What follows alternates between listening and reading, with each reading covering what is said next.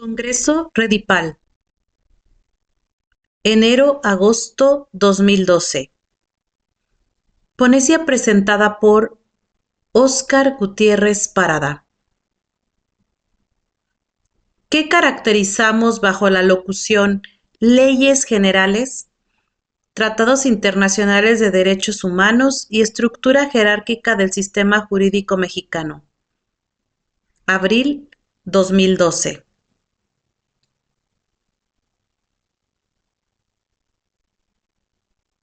Sumario. Introducción. 1. ¿Qué significamos cuando decimos que una ley es general? 2. Jerarquía normativa del sistema jurídico mexicano. Corolario. Bibliografía. Introducción. En junio de 2011 se publicaron en el Diario Oficial de la Federación modificaciones constitucionales en materia de derechos humanos y en materia de amparo. A partir de los enunciados constitucionales inéditos y modificados, desarrollamos este estudio basándolo en las interrogantes siguientes. ¿Cuáles son las características de las leyes generales o leyes marco? ¿Cuál es la significación del cambio normativo del término leyes por el de normas generales de las modificaciones constitucionales en materia de amparo publicadas en el Diario Oficial de la Federación del 6 de junio de 2011? ¿Cuál es el nivel jerárquico de las leyes generales o leyes marco dentro de la estructura del sistema jurídico mexicano? Y ¿cuál es el sentido de las modificaciones constitucionales en materia de derechos humanos publicadas en el Diario Oficial de la Federación del 11 de junio de 2011? Respecto del nivel jerárquico de los tratados internacionales de derechos humanos tienen en el sistema jurídico mexicano? Con base en este programa, se abordan, en primer término, diversas acepciones del término general como calificativo de las leyes, y al final del apartado respectivo se analizan las implicaciones del reciente cambio normativo constitucional en materia de amparo por el que se sustituye el término leyes por el de normas generales. En un segundo apartado se aborda el tema de la estructura jerárquica de nuestro sistema, considerando las leyes generales o leyes marco, y la ubicación de los tratados internacionales, en especial los tratados internacionales de derechos humanos, en relación con el nuevo enunciado jurídico constitucional del párrafo 2 del artículo 1 constitucional. Además de exponer dos interpretaciones sobre la estructura jerárquica y la problemática de normas antinómicas de la Constitución y de los tratados internacionales de derechos humanos o de estos respecto de aquella. 1. ¿Qué significamos cuando decimos que una ley es general?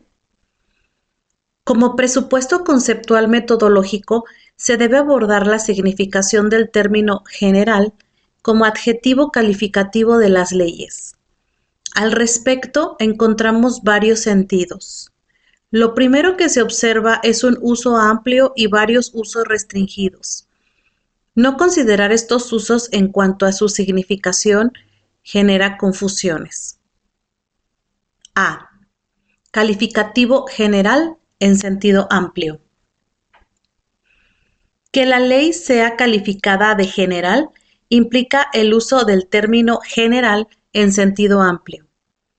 Toda ley, prima facie, contiene preponderantemente reglas de carácter general abstractas, lo que no obsta que contenga excepcionalmente reglas de carácter particular concretas.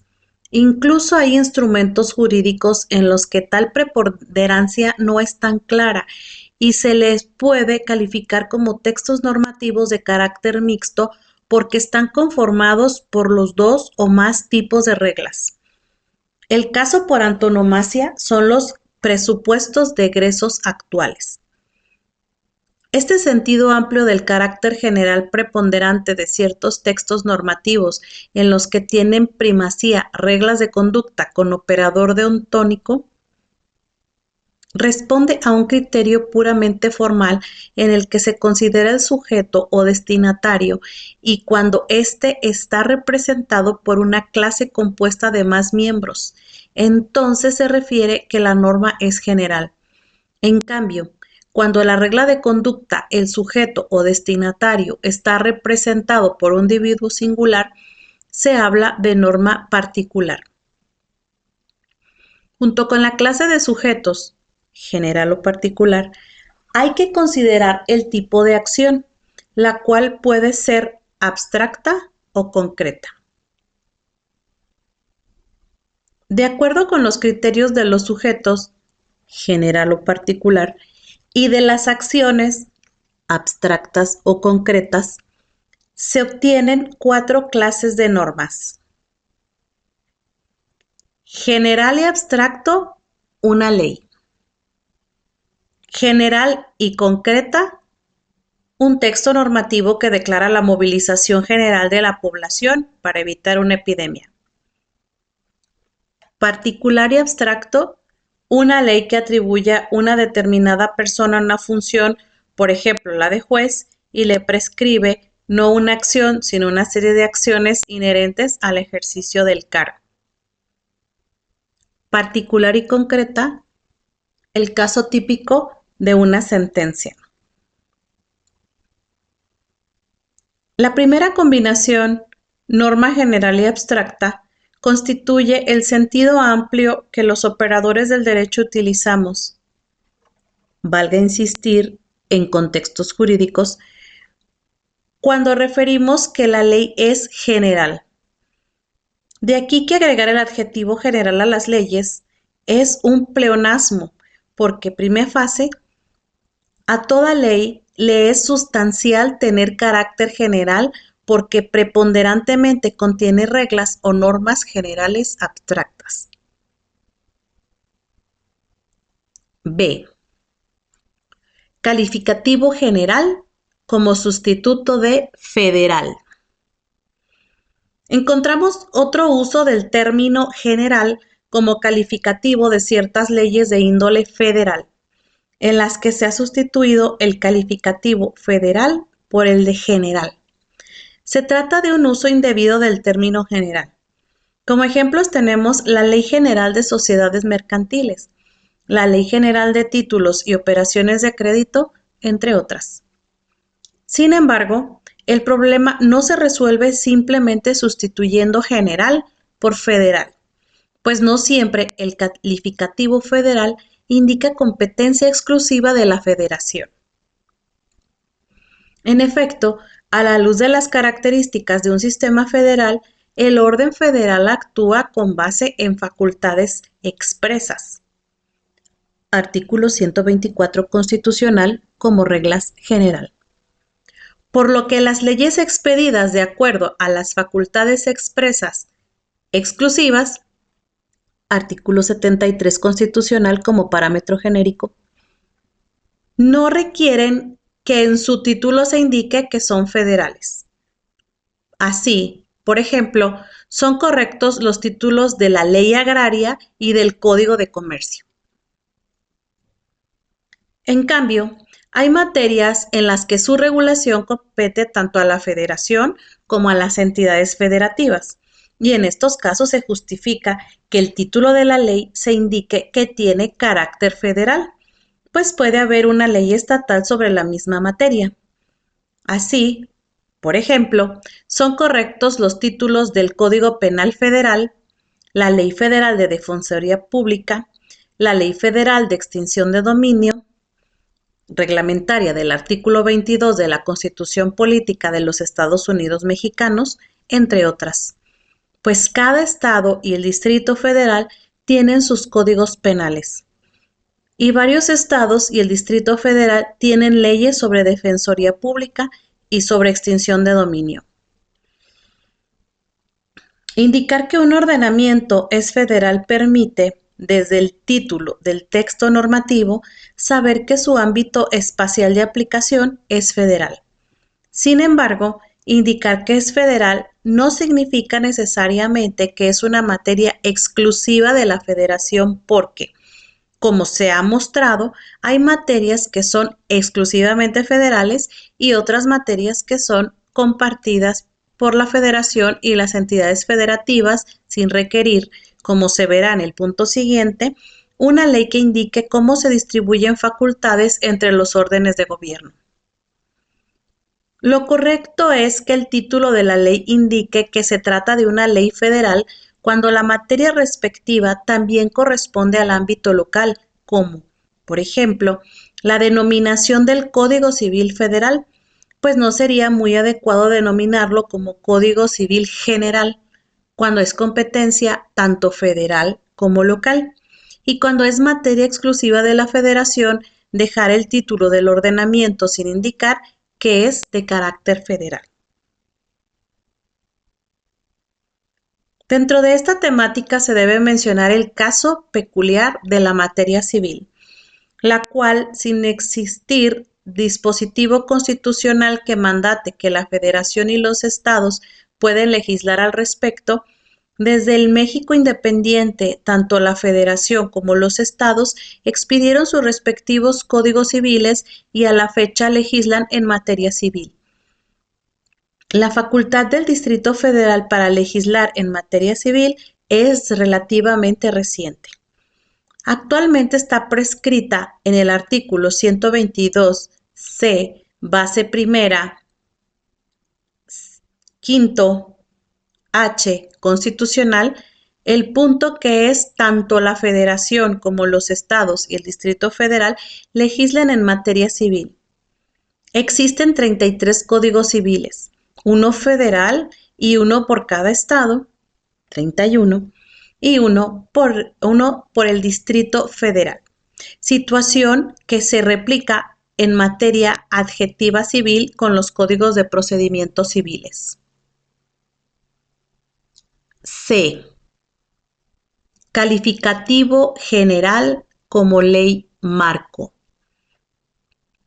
Hay una tercera acepción del calificativo general que se utiliza expresamente en el título de varias leyes y en otras está implícito.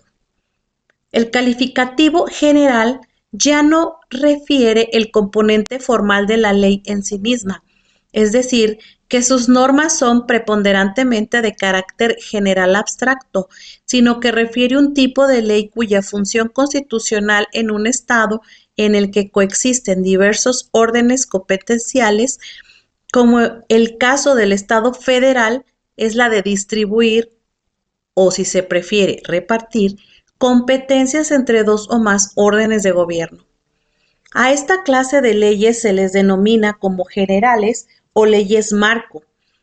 Y aquí el término general tiene una connotación restringida, por lo que no es inexacto señalar que cuando se refiera a una ley general, en este sentido, se indique con el término general, se utiliza un sentido restringido precisamente por esa nueva connotación. En nuestra Constitución General se establece que nuestro Estado asume la forma federal. En este, los estados, entidades federativas, libres y soberanos, entregan de manera expresa aquellas facultades necesarias para constituir el orden federal como una dimensión distinta de los órdenes de gobierno locales. El orden federal solo tiene la competencia, facultades, que expresamente se establecen en la propia Constitución, conforme a lo establecido en el artículo 124 constitucional. Mediante el mismo sistema se ha otorgado un mandato al Distrito Federal que solo tiene aquellas facultades que expresamente le han sido conferidas y que se mencionan en el artículo 122 constitucional. Esta afirmación se debe acotar con base en lo señalado en el inciso anterior respecto a las materias compartidas por la Federación y los ámbitos locales. Los estados cuentan con facultades constitucionales reservadas, mientras que la Federación y el Distrito Federal gozan de facultades expresas. Esta es la sencilla regla general. Entre órdenes federal y local se supone, prima facie, delimitados sus ámbitos competenciales. O se es blanco o se es negro. No hay tonos grises, pues los estados son autónomos en su régimen interior.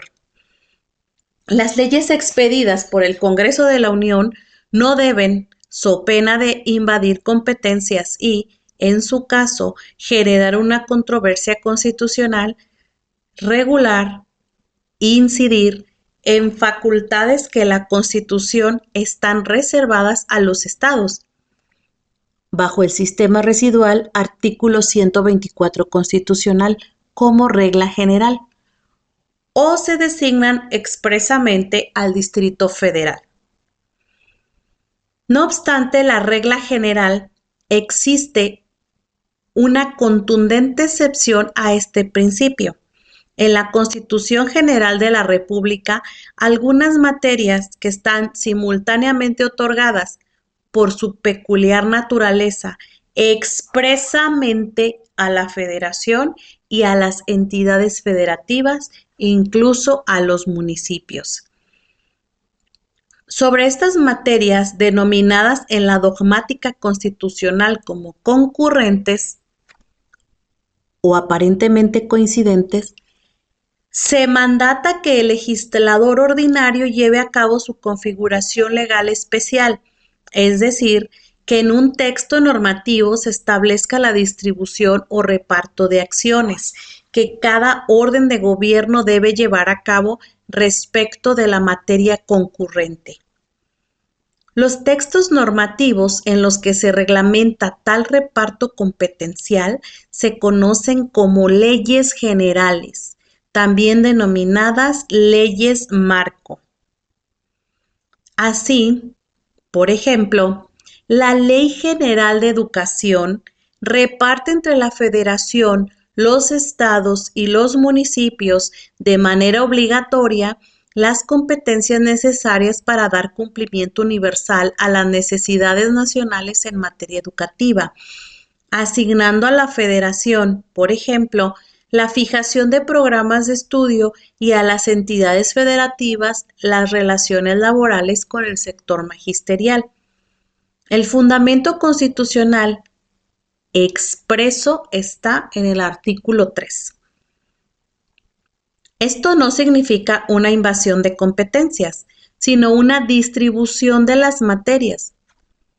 Realmente acciones a realizar respecto de la materia concurrente que la propia Constitución señala como concurrentes y que el Congreso de la Unión debe normar de manera obligatoria para los tres órdenes de gobierno. Otros ejemplos de leyes generales, distribuidoras de facultades, que encontramos en el sistema jurídico mexicano, entre otras, y respecto de las cuales no cabe duda de su cualidad de ley general o ley marco en sentido restringido, son las siguientes. Ley General de Salud. Ley General de Asentamientos Humanos. Ley General de Cultura Física y el Deporte. Ley General de Educación. Ley General del Equilibrio Ecológico y la Protección al Ambiente. Conforme a lo anterior, destacan como características peculiares de las leyes generales o leyes marco las siguientes. Inciso A. Una marcada tendencia a proteger intereses difusos y colectivos, incluso los llamados derechos sociales, lo que conlleva de suyo un alto grado de complejidad. Inciso B. Son normas que regulan facultades concurrentes entre la Federación, los estados y los municipios, otorgando las bases para el desarrollo de las leyes locales relativas u ordenando su desarrollo legal. configuración legal. Inciso C. Tienen validez espacial en todo el territorio nacional, sin importar la jurisdicción de que se trate y, inciso D, establecen el régimen federal para regular la acción de los poderes centrales en la materia de que se trate. Para fortalecer lo anterior, a continuación se reproduce un fragmento de la ejecutoria 29/2000 dictada por el Pleno de la Suprema Corte de Justicia de la Nación.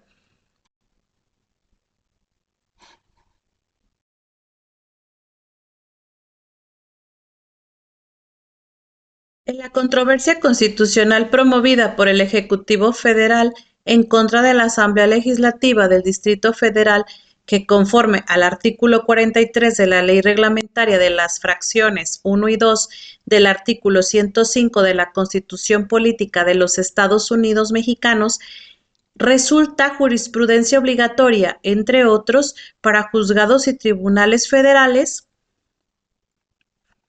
Así pues, de lo anterior se tiene que se está ante las llamadas facultades concurrentes, que en el orden jurídico mexicano surgieron en 1928, estableciéndose en la Constitución General de la República, tratándose de las materias educativa, artículo 3, fracción 8 y 73, fracción 25, y de salubridad, artículo 4, párrafo 3.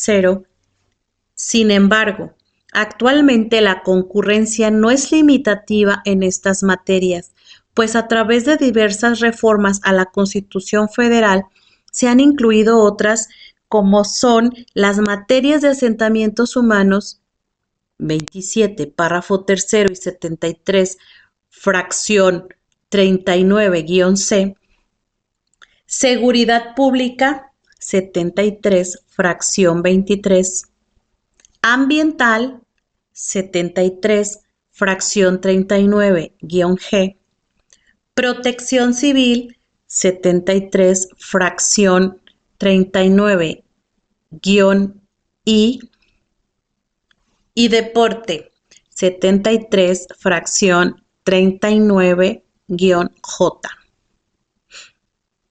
Ahora es importante precisar en qué consisten estas facultades concurrentes. En el sistema jurídico mexicano, si bien se parte del principio rector contenido en el artículo 124 de la Constitución Federal, que establece una competencia expresa a favor de la Federación y residual tratándose de los estados, también es cierto que el propio órgano reformador de la Constitución, a través de las diversas reformas a dicho ordenamiento, estableció la posibilidad del Congreso de la Unión para que éste fuera quien estableciera un reparto de competencias entre la Federación, las entidades federativas, los municipios e inclusive el Distrito Federal en ciertas materias. Y estas son precisamente las facultades concurrentes. Esto es, que las entidades federativas, los municipios y la Federación pueden actuar respecto de una misma materia, pero será el Congreso de la Unión el que determine la forma y los términos de la participación de dichas entidades a través de una ley. Así pues, de la facultad conferida al Congreso de la Unión en el artículo 73, fracción 25 constitucional, al estar referida a la distribución de la función educativa, se advierte que se regula en una ley general o ley marco. En efecto, en México se ha denominado leyes generales o leyes marco a aquellas que expide el Congreso para cumplir con dos propósitos simultáneos. 1. Distribuir competencias entre la Federación y los estados, otorgando las bases para el desarrollo de las leyes locales correlativas, y establecer el régimen federal para regular la acción de los poderes centrales en la materia de que se trate. Así pues, el objeto de una ley general puede consistir en la regulación de un sistema nacional de servicios como sucede con la educación y la salubridad general, o establecer un sistema nacional de planeación, como sucede en el caso de los asentamientos humanos. Por lo tanto, resulta necesario precisar la jerarquía de las leyes generales dentro del orden legal mexicano, para lo cual es preciso atender a lo dispuesto en el artículo 133 constitucional que dice: artículo 133. Esta Constitución, las leyes del Congreso de la Unión que emanen de ella y todos los tratados que estén de acuerdo con la misma celebrados y que se celebren por el presidente de la República con aprobación del Senado, serán la ley suprema de toda la Unión. Los jueces de cada estado se arreglarán a dicha Constitución, leyes y tratados, a pesar de las disposiciones en contrario que pueda haber en las constituciones o leyes de los estados. De este precepto se desprende que la Constitución Federal Mexicana es la norma fundamental y que a ella se subordinan las leyes federales y locales y los tratados internacionales. Es por tanto la base de las demás leyes y en consecuencia opera como un instrumento orientador de las leyes federales y locales y de los tratados internacionales. Así tenemos que el principio de supremacía constitucional se traduce en el hecho de que la Constitución tiene el más alto valor normativo inmediato y directo sobre las demás normas de jurisdicción federal y local. Dicho principio opera como ordenador del resto de la producción jurídica. Leyes orgánicas, reglamentarias, ordinarias, locales, constituciones de los estados, reglamentos. Luego, el establecer el artículo 133 encita que las leyes del Congreso de la Unión que emanen de la Constitución y los tratados internacionales expedidos de acuerdo al propio ordenamiento será la ley suprema de toda la Unión. Fija el carácter de subordinación de dichas leyes y tratados frente a la norma constitucional. Asimismo, del dispositivo constitucional se advierte que hace alusión a las leyes que emanan del Congreso de la Unión, federales, y a las leyes locales o de los estados. Las primeras son las que van a ejercer los tres poderes de la Unión: ejecutivo, legislativo y judicial. Las segundas, los tres poderes de los estados. Estos dos tipos de leyes son los que forman el orden federal y el orden local. Empero, nuestro sistema constitucional no establece una preeminencia o superioridad de las leyes federales sobre las leyes de los estados, pues ambas son de igual jerarquía ante nuestra Constitución, como lo ha sostenido este alto tribunal. Lo anterior se apoya en lo dispuesto en los artículos 40 y 41 constitucionales, en relación con el artículo 133 del propio ordenamiento, pues el pueblo mexicano adoptó una forma de gobierno que es la federación, compuesta por los estados libres y soberanos de la República y por el Distrito Federal. Los tres órdenes de gobierno, el federal y el de los estados, son coextensos y, en consecuencia, se rigen por disposiciones constitucionales y legales distintas y que en su expresión conjunta dan como resultado una forma de organización jurisdiccional y política denominada federación. Es decir, esta última es la conjunción de estos dos órdenes, el federal y el local o estatal. Por lo tanto, ninguno de estos dos órdenes de gobierno es superior al otro, sino que cada uno tiene su jurisdicción que le atribuye la Constitución Federal. Sin embargo, en cuanto técnicamente están a la par de la Federación y los estados en cuanto a su orden jurídico, como excepción a esta regla se encuentran las leyes generales, cuyo objetivo, como se indicó, es la distribución de competencias en materias concurrentes, por lo que en este caso las leyes locales deben sujetarse a aquellas leyes, Pues si bien es cierto que una misma materia queda a cargo de la Federación, estados y municipios, también lo es que el Poder Legislativo Federal es quien tiene la facultad de establecer en qué términos participará cada una de estas entidades. Dentro de estas materias concurrentes se encuentra la relativa a la educación, por lo que las normas que expidan los estados o bien la Asamblea Legislativa del Distrito Federal sobre educación deben sujetarse a las leyes generales que en dicha materia expida el Congreso de la Unión, por virtud de que el constituyente estableció que la distribución de la función social educativa entre la Federación, las entidades federativas y los municipios correspondería al citado Congreso a través de la expedición de las leyes necesarias.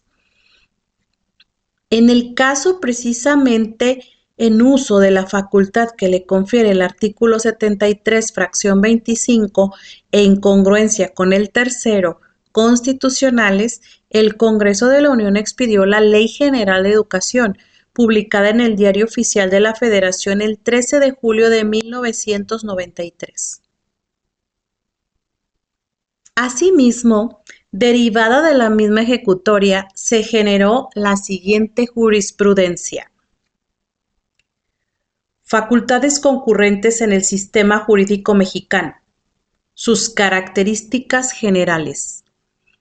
Si bien es cierto que el artículo 124 de la Constitución Política de los Estados Unidos Mexicanos establece que las facultades que no estén expresamente concedidas por esta Constitución a los funcionarios federales se entienden reservadas a los estados. También lo es que el órgano reformador de la Constitución determinó en diversos preceptos la posibilidad de que el Congreso de la Unión fijara un reparto de competencias denominado facultades concurrentes entre la Federación, las entidades federativas y los municipios inclusive el Distrito Federal, en ciertas materias como son la educativa, la de salubridad, la de asentamientos humanos, la de seguridad pública, la ambiental, la de protección civil y la deportiva.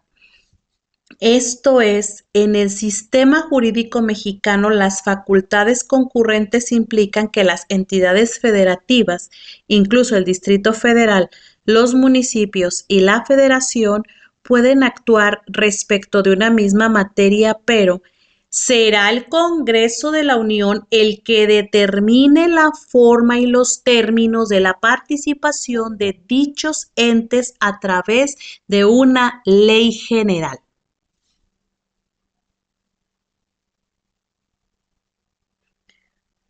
P/J 142, 2001. Controversia Constitucional 29, 2000, Poder Ejecutivo Federal, 15 de noviembre de 2001. 11 votos. Ponente, Sergio Salvador Aguirre Anguiano. Secretario, Pedro Alberto Nava Malagón. El Tribunal Pleno, en su sesión privada celebrada hoy 6 de diciembre en curso, aprobó con el número 142, 2001, la tesis jurisprudencial que antecede. México, Distrito Federal, a 6 de diciembre de 2001. Instancia, Pleno. Fuente, Semanario Judicial de la Federación y su Gaceta, novena época, tomo 15, enero de 2002, página 1042, tesis de jurisprudencia. Es de suma importancia resaltar que este tipo de facultades concurrentes que requieren se expida una ley que distribuya competencias entre los órdenes de gobierno tienen que estar expresamente establecidas en la Constitución. Por ende, no pueden derivarse por medio de alguna interpretación que indique que determinada facultad está implícita. De aquí que varias leyes calificadas como generales en el sentido de que concurren la federación, estados y municipios en determinada materia, por así haberlo determinado a través de algún método interpretativo, y dada cierta argumentación se concluya que implícitamente existe tal facultad, es totalmente incorrecto. Si no hay disposición expresa constitucional para expedir la ley general o ley marco, la ley que se expida como tal por considerar que existe implícitamente tal facultad es inconstitucional, porque las facultades concurrentes sobre las que procede expedir una ley que reparta competencias es una excepción al régimen natural federal y consecuentemente tiene que ser expresa. Conforme a lo anterior, es evidente que hay leyes generales o leyes marco de nuestro sistema jurídico que son inconstitucionales, sea que en su título indiquen que son generales o no lo indiquen. Así, es cuestionable la constitucionalidad de la Ley de Asistencia Social, la Ley General de Desarrollo Social, la Ley General de Prestación de Servicios para la Atención y Cuidado y Desarrollo Integral Infantil, entre otras. Inciso D. Cambio normativo constitucional por el que se modifica el término leyes por la locución normas generales. Modificaciones del decreto publicado en el Diario Oficial de la Federación del 6 de junio de 2011. De acuerdo con las modificaciones constitucionales en materia de amparo, publicadas en el Diario Oficial de la Federación del 6 de junio de 2011, se sustituye el término leyes por el de normas generales. Estas modificaciones constitucionales entraron el 4 de octubre de 2011, ya que en el artículo primero transitorio se prescribió que el decreto entraría en vigor a los 120 días de su publicación en el Diario Oficial de la Federación. Asimismo, se estableció que el artículo segundo transitorio, que en un plazo de 120 días posteriores a la publicación del decreto, el Congreso de la Unión expediría las reformas legales que se necesitaran para configurar legalmente las modificaciones constitucionales. Sin embargo, transcurrió dicho plazo y el Congreso a la fecha, mayo de 2012, no expidió ni a la fecha lo ha hecho las reformas legales respectivas, mismas que podrían consistir principalmente en modificaciones a la Ley de Amparo, a la Ley Orgánica del Poder Judicial de la Federación, e incluso en el caso de la primera, expedir una nueva Ley de Amparo. Esta situación provocó que el Pleno de la Suprema Corte de Justicia de la Nación expidiera el 6 de octubre de 2011 un documento por el que se pudiera operar el cambio normativo constitucional en materia de amparo, vigente a partir del 7 de octubre de 2011, según artículo primero transitorio del propio instrumento normativo. Las sustituciones del término leyes por la locución normas generales son las siguientes. Hasta el 3 de octubre de 2011, leyes por, desde el 4 de octubre de 2011, normas generales. ¿Cuál es el sentido del cambio normativo? Bueno, se ha visto que una de las acepciones del calificativo general de las leyes es que preponderantemente contienen disposiciones en las que el sujeto es genérico y que lo común es que si el sujeto es general, la acción es abstracta. Pero no obstante ello, los textos normativos pueden contener, y de hecho contienen, prescripciones generales concretas, particulares abstractas y particulares concretas. Si las leyes preponderantemente contienen prescripciones generales abstractas, entonces se pueden calificar de ser normas generales abstractas, es decir, en cuanto al destinatario, este es general, cierta clase de sujetos, Y en cuanto a la acción, esta es abstracta, siempre y cuando se considere que el texto normativo respectivo contiene ese tipo de prescripciones de manera preponderante.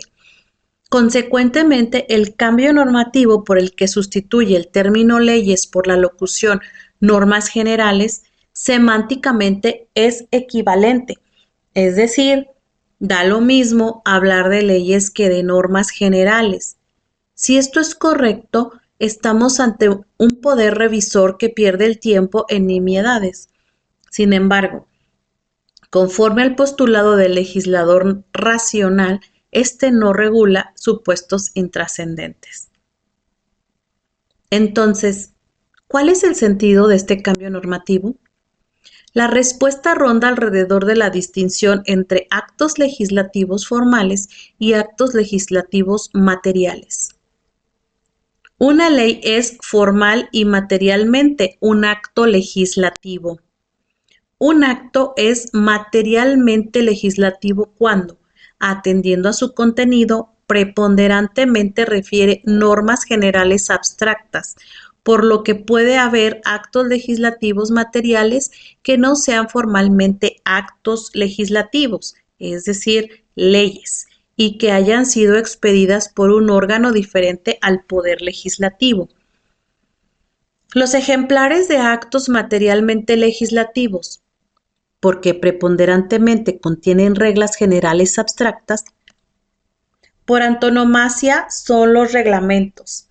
Materialmente contienen de manera preponderante normas generales abstractas, pero formalmente no constituyen un acto legislativo. Conforme a lo anterior, los sistemas jurídicos contemporáneos sumamente complejos entre sus fuentes formales presentan textos normativos que materialmente contenido contienen preponderantemente normas generales abstractas, pero que formalmente no son leyes.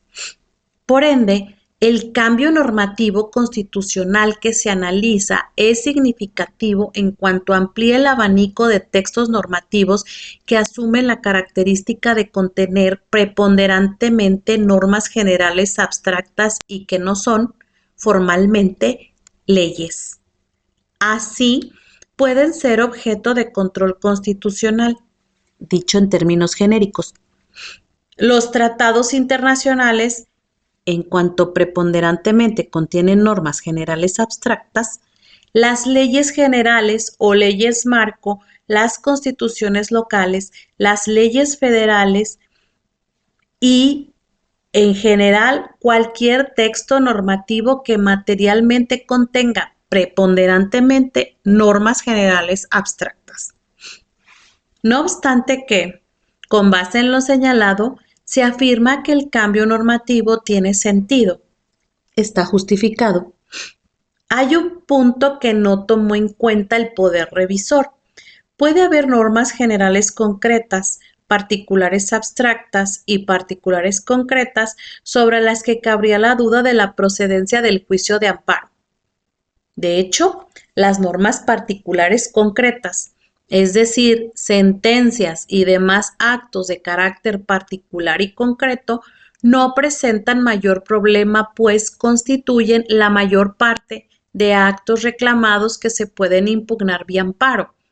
Pero normas generales concretas y normas particulares abstractas, hipotéticamente, pueden ser violatorias de derechos humanos y, por ende, deberían ser objeto de impugnación vía amparo o cualquier otro medio por el que se revisara su constitucionalidad. Así, por ejemplo, puede haber prescripciones de algún presupuesto de egresos, el cual es un texto normativo mixto, pues contiene normas generales abstractas, generales concretas, particulares abstractas y particulares concretas, que lesionen derechos humanos y, por ende, deberían ser impugnables y revisables. Un punto importante es que se cometa el error de calificar un texto normativo como si se tratase de una norma general abstracta. Leyes, reglamentos. o como si se tratase de una norma particular concreta. Presupuesto de egresos, el cual sí se califica genéricamente, sin atender al hecho de que los textos normativos pueden contener normas de los 4 tipos mencionados. El punto crítico sería la calificación a partir de la preponderancia de algún tipo de norma y, si no hay preponderancia, habría que calificarlo de texto normativo mixto. Se insiste que el calificativo de todo un texto normativo como general, abstracto o particular, concreto, se hace en un sentido de preponderancia, es decir, la mayor parte de su contenido tiene ese carácter, pero ello no autoriza considerar, descartar, que no pueda tener normas que no sean estrictamente de carácter general abstracto. Calificar un texto normativo como norma general abstracta no se sigue necesariamente que no pueda tener otra clase de normas. Por ejemplo, generales concretas, generales abstractas y particulares concretas. En este sentido, la modificación constitucional debió haber sustituido el término leyes por el de normas, sin calificativo. Así se posibilitaría que sea materia de amparo o cualquier norma, sea general abstracta, general concreta, particular abstracta o particular concreta, que vulnere los derechos humanos.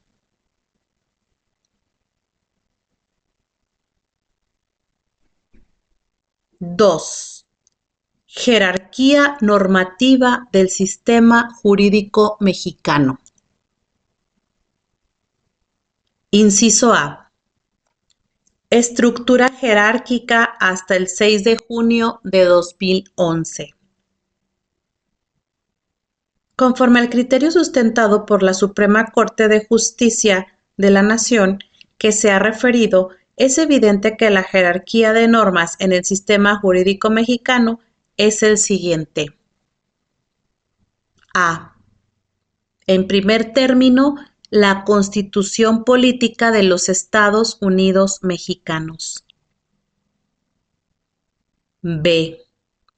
En segundo lugar, los tratados internacionales que se celebran de acuerdo con la misma por resultar igualmente vinculantes tanto a las autoridades federales como a las locales. C. En tercer lugar, las leyes denominadas generales o leyes marco, que distribuyen competencias concurrentes entre la Federación, los estados, el Distrito Federal y los municipios. Y D. En cuarto lugar, y en un mismo plano, según sea la jurisdicción de que se trate, las leyes federales y las locales, las cuales deben respetar el ámbito competencial del otro plano competencial. E. En un quinto nivel de la estructura, hasta abajo, están las normas reglamentarias que se expiden por los ejecutivos federal y locales, incluso municipios, a través de sus ayuntamientos en sesión de cabildo.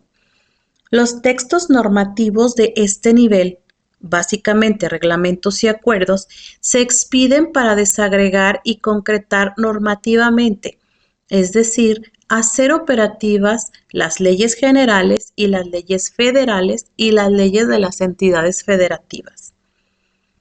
Esta facultad de los ejecutivos se conoce como la facultad reglamentaria y su fundamento está en el artículo 89, fracción 1 constitucional.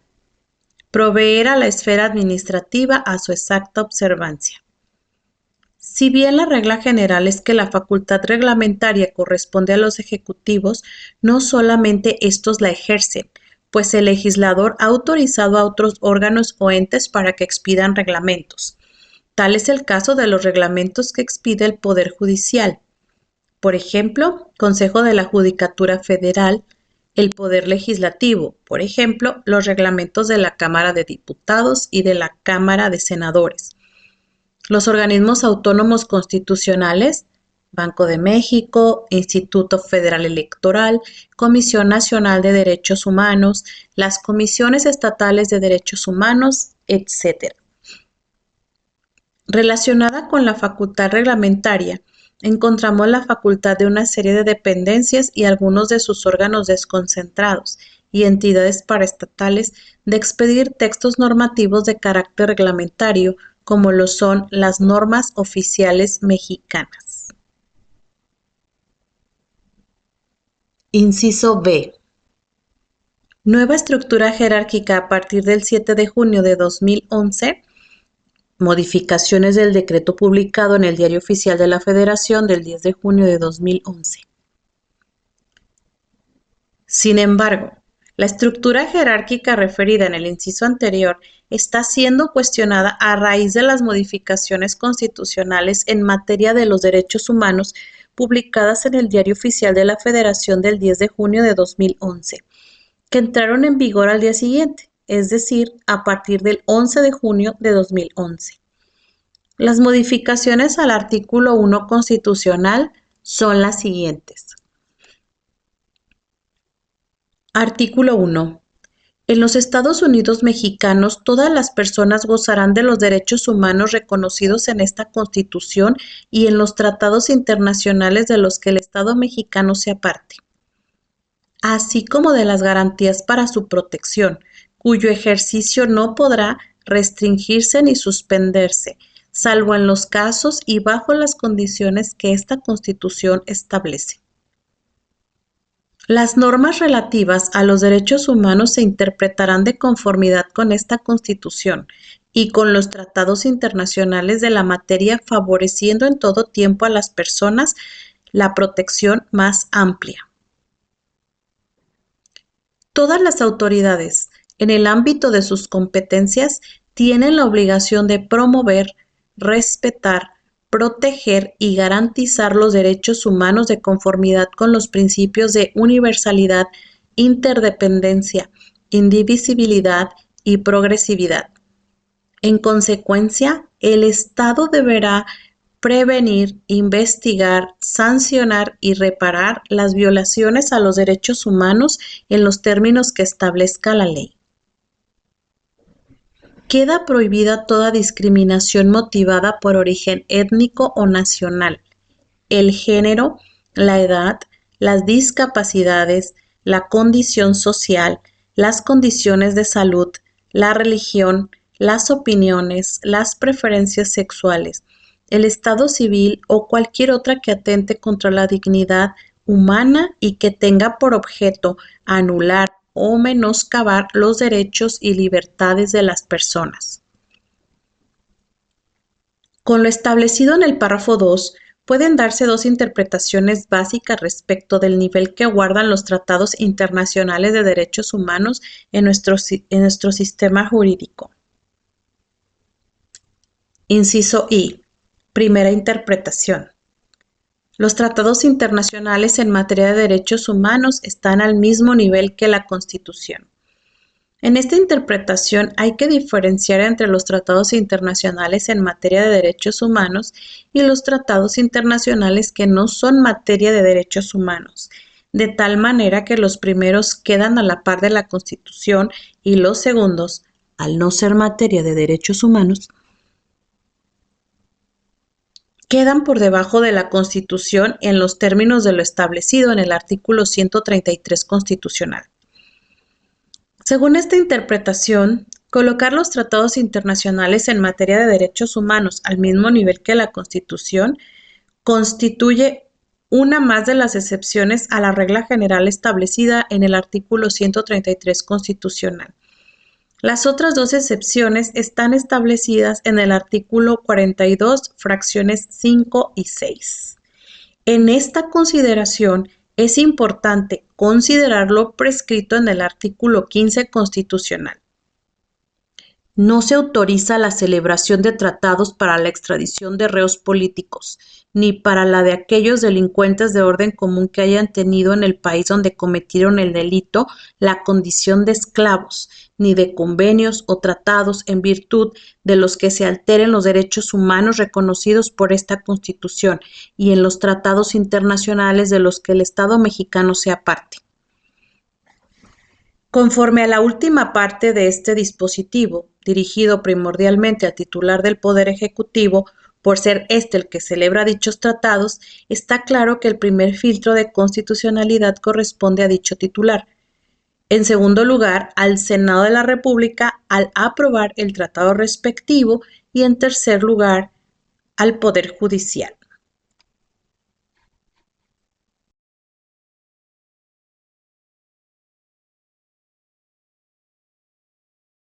Ahora bien, contrastemos tres grupos de enunciados jurídicos constitucionales que deben tomarse en cuenta para construir la estructura jerárquica de nuestro sistema jurídico. Regla general. Artículo 133.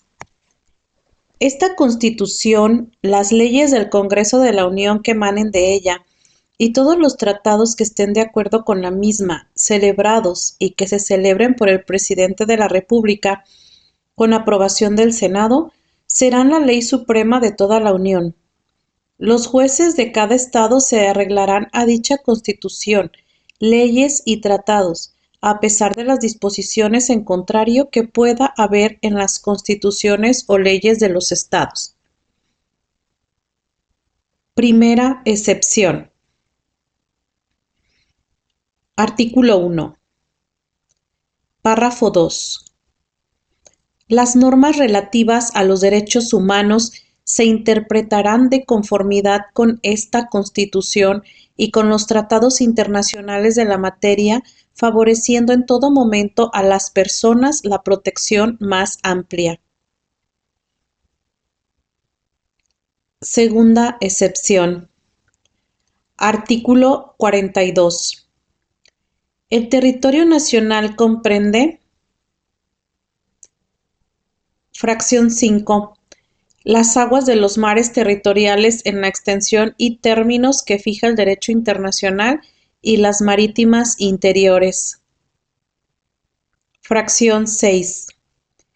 El espacio situado sobre el territorio nacional con la extensión y modalidades que establezca el propio derecho internacional. Con base en esta interpretación, la estructura jerárquica sería la siguiente. Tratados internacionales sobre mar territorial y espacio aéreo. Constitución y tratados internacionales de derechos humanos. Tratados internacionales que no son de derechos humanos. Leyes generales o leyes marco. Leyes federales, constituciones locales, leyes locales, disposiciones reglamentarias. De esta manera tenemos una estructura jerárquica, por decirlo de alguna manera, de carácter mixto, pues coexisten varios sistemas. Sistema supraconstitucional. Tratados internacionales en materia de mares y espacio aéreo por encima de la Constitución. Sistema constitucional. Los tratados internacionales en materia de derechos humanos están a la par de la Constitución. Sistema supralegal. Los tratados internacionales que no son de derechos humanos y que no regulan mares y espacio aéreo están por debajo de la Constitución, pero por arriba de las leyes generales o leyes marco, leyes federales, constituciones locales y leyes locales y reglamentos. El problema de esta interpretación es, me parece, de carácter sintáctico y semántico, porque en el segundo párrafo del artículo 1 constitucional no se señala expresamente que los tratados internacionales de derechos humanos están a la par o al mismo nivel de la Constitución. Lo que se enuncia es que las normas relativas a los derechos humanos se interpretarán de conformidad con esta Constitución y con los tratados internacionales de la materia. De este enunciado, de su construcción sintáctica y su semántica, no se sigue necesariamente que los tratados internacionales de derechos humanos estén al mismo nivel de la Constitución. 2. Segunda interpretación. Los tratados internacionales en materia de derechos humanos continúan estando por debajo de la Constitución. Respecto de esta interpretación, hay que cabe iniciar con una duda. ¿Por qué el Poder Revisor no modificó el artículo 133 constitucional para establecer expresamente que los tratados internacionales de derechos humanos están a la par de la Constitución y que con ello modificar la estructura jerárquica, incluso referir el caso de los mares y del espacio aéreo? Evidentemente, la atención del Poder Revisor no era la cuestión de la jerarquía normativa, sino la de los derechos humanos, sobre los que hay que destacar lo siguiente. En primer lugar, el cambio cualitativo de que los derechos humanos son reconocidos y no otorgados. En segundo lugar, establecer expresamente el principio pro homine, el cual ya estaba regulado en varios tratados internacionales de derechos humanos. Y en tercer lugar, dar pie al control de convencionalidad, párrafo 3 del artículo 1 constitucional. En esta segunda interpretación de la estructura jerárquica de nuestro sistema jurídico sería la siguiente. Tratados internacionales sobre mar territorial y espacio aéreo. Constitución. Tratados internacionales de derechos humanos, tratados internacionales que no son de derechos humanos, en general, cualquier tratado internacional. Leyes generales o leyes marco. Leyes federales, constituciones locales, leyes locales. Disposiciones reglamentarias. Inciso C.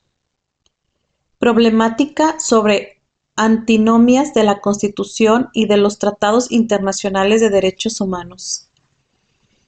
En cualquiera de las dos interpretaciones se presentan problemáticas acerca de normas antinómicas. Los criterios tradicionales de solución de antinomías son tres. A. Criterio jerárquico, considerado como criterio fuerte. B. Criterio cronológico, considerado como criterio débil. C. Criterio de especialidad, considerado como criterio fuerte. Los criterios pueden colisionar entre sí. Primera colisión, A con B, jerárquico versus cronológico. Norma superior contra norma posterior inferior. Predomina criterio jerárquico sobre criterio cronológico, es decir, la norma superior, aunque sea anterior, prevalece.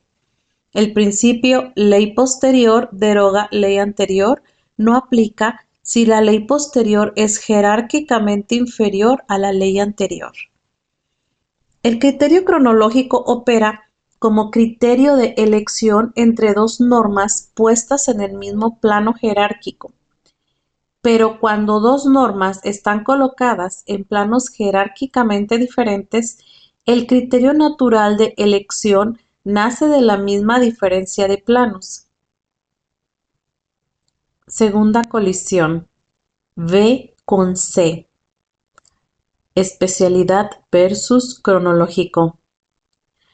La regla general es el principio ley posterior general no deroga anterior especial, Y el conflicto aparece porque al aplicar el criterio de especialidad se da prevalencia a la norma especial, pero al aplicar el criterio cronológico se da prevalencia a la norma posterior. El criterio debe ser resuelto a favor del criterio de especialidad, es decir, la ley general posterior no elimina la ley especial anterior. Se trata de una excepción al principio ley posterior deroga ley anterior, pues desaparece cuando la ley posterior es inferior y cuando la ley posterior es general y la ley anterior es especial. Tercera colisión.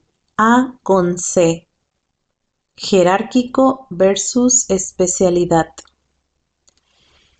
Esta colisión representa un choque entre dos criterios diferentes. Norma superior general versus norma inferior especial. Si se aplica el criterio jerárquico, prevalece la norma superior general, pero si se aplica el criterio de especialidad, prevalece la norma inferior especial. La solución no es nada fácil. Ahora bien, cuando un tratado internacional de derechos humanos aprobado por el Senado y, por ende, forma parte del sistema jurídico, es contrario a la Constitución o la Constitución es contraria al tratado internacional, ¿qué debemos hacer? ¿Cuáles criterios se deben aplicar? Al respecto, se pueden plantear diversos supuestos. A. Que al introducirse al sistema jurídico el tratado internacional a partir de la aprobación del Senado, este sea contrario a la Constitución.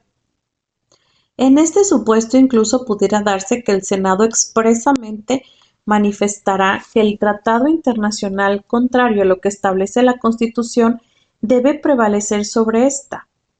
¿Puede el Senado pronunciarse al respecto o es una cuestión que solamente corresponde al Poder Judicial señalarlo?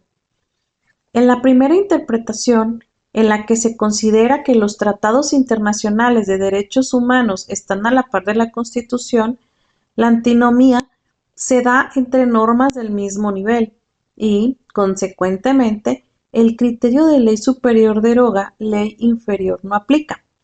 El criterio cronológico aplica, pues el tratado internacional sería posterior y por ende debe prevalecer sobre la Constitución, situación que se fortalecería por el pronunciamiento del Senado, lo que significa que el Senado puede pronunciarse sobre la prevalencia del tratado sobre la Constitución y también significa que sería irrelevante el pronunciamiento del Senado, pues se resolvería conforme a lo señalado. En la segunda interpretación, en la que los tratados internacionales sobre derechos humanos están jerárquicamente debajo de la Constitución, en este caso no opera el criterio cronológico, porque no estamos ante normas del mismo nivel. Se aplica el criterio de ley superior deroga ley inferior, es decir, el criterio jerárquico, aunque la norma superior sea anterior a la posterior.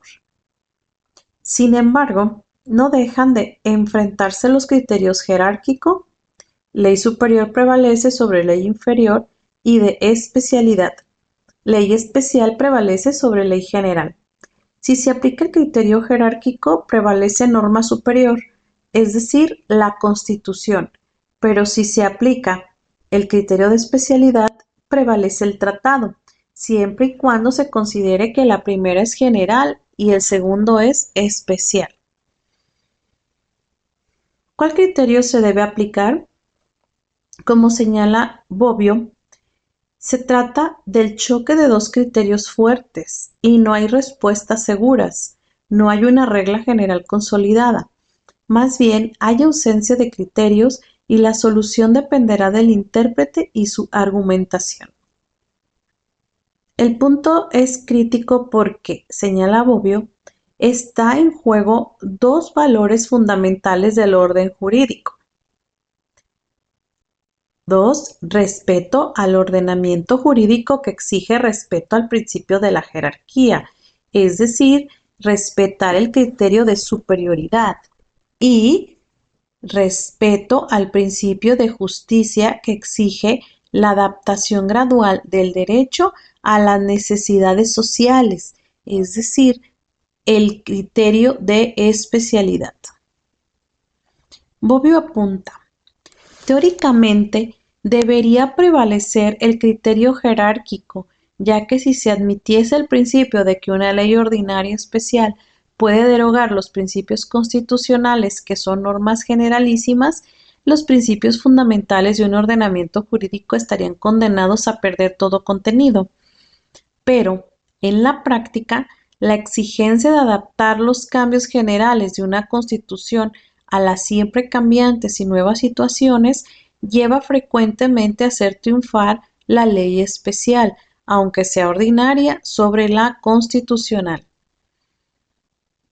En este caso, se están considerando tanto el criterio cronológico como el criterio de especialidad, pues por un lado se está consciente de que se debe respetar la jerarquía del orden jurídico, pero por otro lado se tiene presente que respetar el principio de jerarquía puede llevar a cometer una injusticia y, por ende, se decide a argumentar a favor de que prevalezca el tratado por ser la norma especial que, prima facie, resuelve de mejor manera el asunto correspondiente. Inciso B.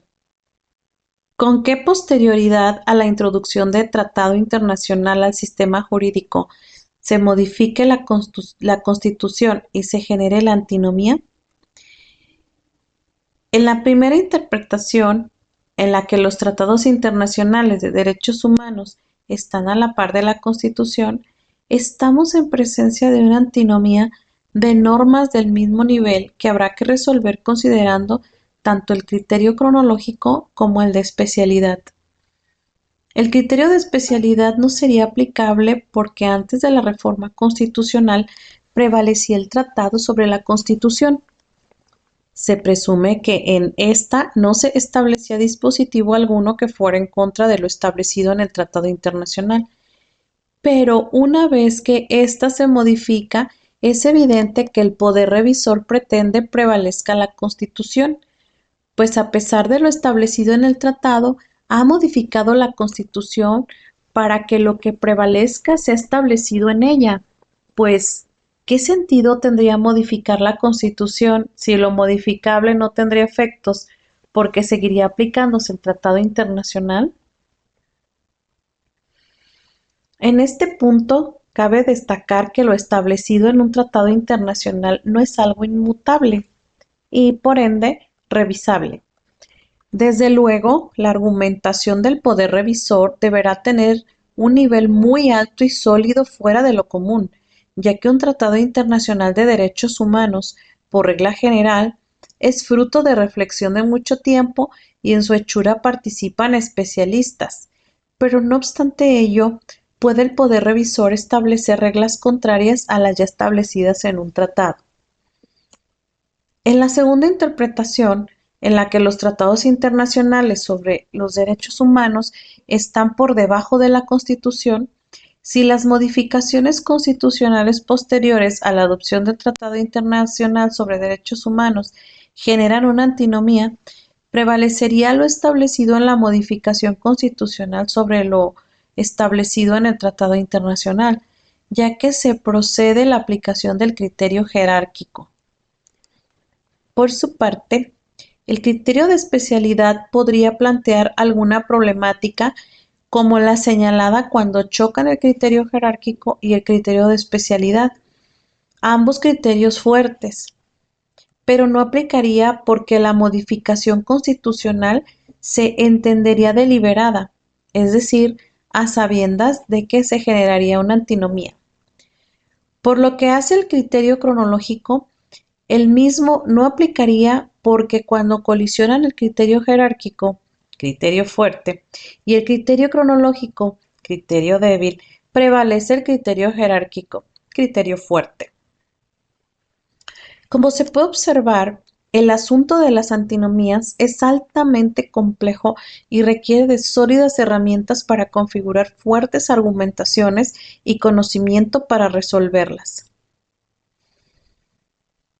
En el caso de los tratados internacionales de derechos humanos se han planteado dos posibles interpretaciones en cuanto a la ubicación jerárquica de los mismos en nuestro sistema jurídico.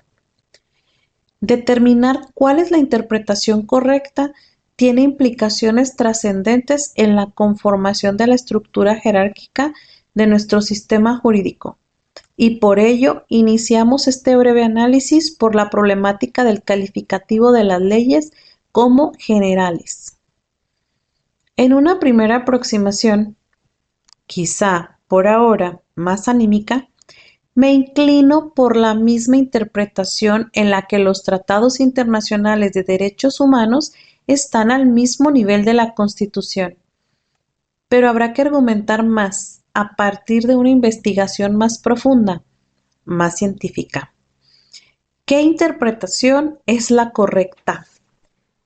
Muchos teóricos dan por sentada tal interpretación, es decir, afirman, a partir de las modificaciones constitucionales en materia de derechos humanos, Diario Oficial de la Federación del 10 de junio de 2011, que los tratados internacionales en materia de derechos humanos están jerárquicamente a la par de la Constitución, pero desconocemos sus argumentos.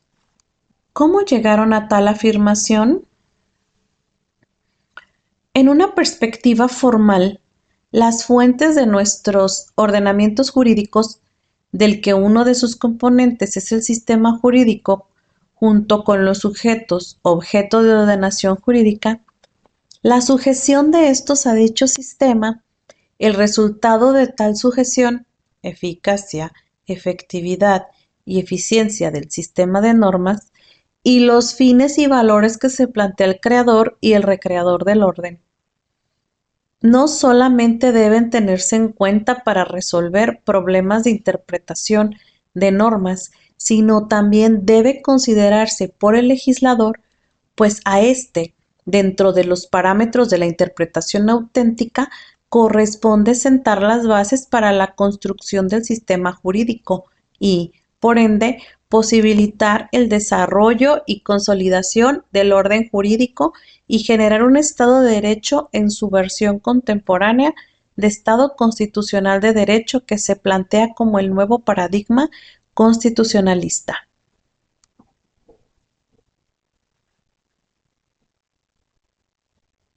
Corolario. Como corolario de invitación a la reflexión, formulo las interrogantes siguientes. ¿En qué nivel deben ubicarse los tratados internacionales de derechos humanos y cuáles serían las consecuencias? ¿Todas las leyes generales o leyes marco realmente son tales?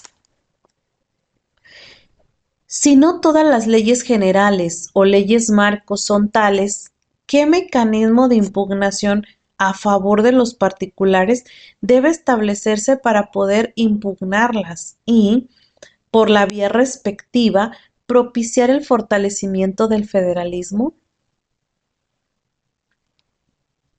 Debe eliminarse el calificativo de generales a las normas que pueden ser materia de amparo y así posibilitar que se puedan impugnar normas generales concretas y particulares abstractas.